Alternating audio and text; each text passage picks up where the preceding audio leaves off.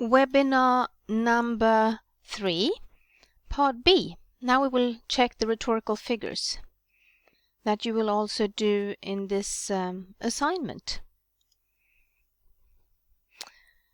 You will find rhetorical devices and figures of speech in the speeches that you will listen to. If you check, you have in your study guides and also here where you can find what they are.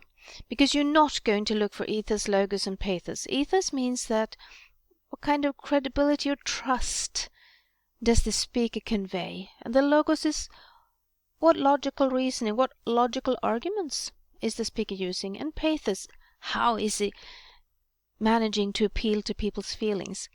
That is not what you're supposed to do. You're supposed to listen to the talk, summarize the most important things. Who is the audience? And how are they trying to persuade you? Or how is the person, the speaker, trying to persuade you? Then they use rhetorical devices and figures of speech. What is a figure of speech? Well, it alters the meaning of words. If we use a metaphor, for instance, like in this expression, he is a tiger, well, instead of saying he's brave, it totally alters the meaning of it, because he's a tiger. It really conveys how strong and brave he is in a totally different way from saying he's brave. On the other hand, rhetorical devices are techniques used to effectively convey ideas and enhance arguments. They emphasize, explain, or unify ideas, and their purpose is often to persuade. They turn language into emotions, and here are a few examples to the left, and you need not learn them by heart, promise. A few examples of rhetorical devices are allusion. Perhaps you heard, you can say, you allude to something that the listener is aware of, an authentic or a fictive event. If someone says, chocolate cake is my Achilles heel, if you know the Greek mythology, you perhaps have heard of the hero Achilles, who had one single weakness, and that was his heel. So in this case, if you present a chocolate cake, the speaker will definitely listen. If you use an antithesis, it means that you have two contrasting ideas to really emphasize what is important. You can say, this is really bad, this is evil, and this is very good. You have darkness, you have light. Or as President Obama, who often used these antitheses, he said, there's not a black America and a white America, Latino America and Asian America. There's the United States of America. All of a sudden, he had concluded them all, but he chose to present them at, look here, contrasts. If you have an hyperbole, that's a real big exaggeration. It can be used to convey or express humor, contempt, political views, and all sorts of emotions from excitement to distress, all intending to make an effect. If you say, I'm so hungry I could eat a horse, well, it doesn't mean that you could eat an entire horse. Well, you still want to emphasize how hungry you are and how enormous your appetite is. If you contrast it with a lighter thesis, that's an understatement, used to emphasize a point by stating a negative to further affirm a positive, often incorporating double negatives for effect.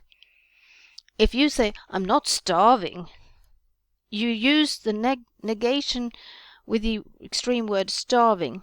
So that says that while you're not really starving, you're in fact quite hungry. So it's hard to imagine anyone ever successfully using the sentence, I'm not hungry, as a form of ironic understatement that actually communicates that they are in fact hungry. So extreme words like most or best is often used for this to function. But you can also change it by intonation or other quirks of speech. If you pause or so, for instance, that play was not the best, or that play was not the best. You can hear the difference? And this is used in everyday speech, even if you don't think about it. Other rhetorical devices used are irony. You say one thing, but you mean the totally opposite. If someone has a painful visit to the dentist and when it's over says, well, that wasn't pleasant. That's verbal irony, because they say that it was not pleasant at all. But you can hear it in the tone. If they use irony, sarcasm, or satire, they are quite alike, but there is a difference, because sarcasm is never funny. It's a bitter, cutting, mocking taunt used to denigrate a particular person, place, or thing. There was once a famous actor called Groucho Marx, and he was sarcastic, saying, "I never forget a face, but in your case, I'll be glad to make an exception." That's really, really rude. It's sarcastic. But his words, however witty they were, they meant exactly what they say. Not kind at all. It's a form of social and political critique. Like sarcasm, it often makes use of irony, but it's not at all ironic. You also have parallelism.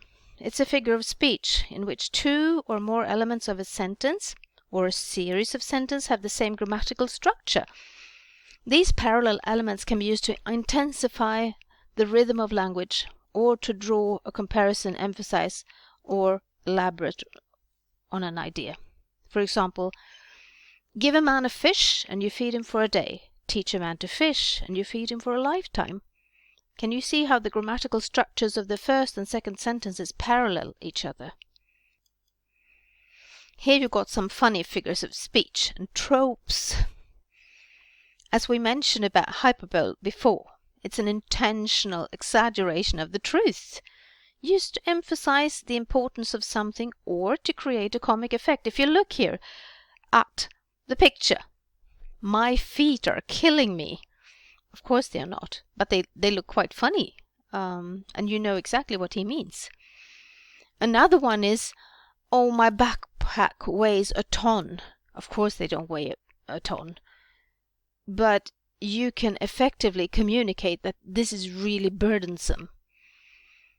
So once again, this is a trope using its effect to understand that the words mean something different from what they literally say. You also have personification. It's a type of figurative language in which non-human things are described as having human attributes. We have examples like stars winked in the midnight sky. Of course they don't. The engine gave one final protest before the car shuddered to a stop. No, they don't protest. They just stop. Sunbeams peeked through cracks in the cloud. They don't have eyes, so they don't peek. The ocean was calling his name. No, it doesn't call your name, but it could feel like it. I wasn't looking for a new job, but opportunity knocked at my door. So this is what you are going to look for in this speech analysis. So, once again, do not check ethos, logos, and pathos. Check instead these two, litcharts.com or literarydevices.net.